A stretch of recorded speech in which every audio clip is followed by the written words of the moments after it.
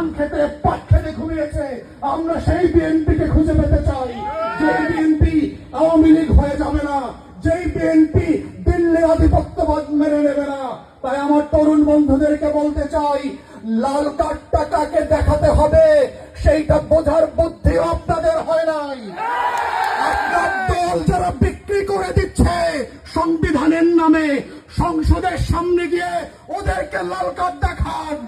যদি আপনার বুদ্ধি থেকে থাকে আর বুদ্ধি প্রতিবন্ধী হলে বলেন, রাকসুর ফান্ডিং এ আপনাদের সবাইকে পাবনায় চিকিৎসার ব্যবস্থা করা হবে। অতএব প্রিয় উপস্থিতি, আমাদের বক্তব্য খুব পরিষ্কার।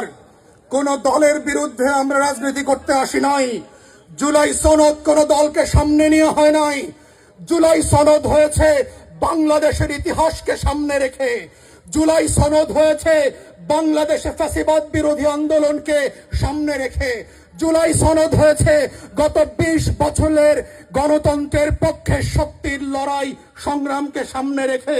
তাই আসুন, যেই প্ল্যাটফর্মে যেই ক্যানভাসে রাজনীতি করেন না কেন, আসেন সবাই মিলে বাংলাদেশের পক্ষে রাজনীতি করি, আজাদির পক্ষে রাজনীতি করি, ইনসাফের পক্ষে রাজনীতি করি, বাংলাদেশের জাতীয় স্বার্থের পক্ষে রাজনীতি করি, দিল্লির আধিপত্যবাদের বিরুদ্ধে রাজনীতি করব।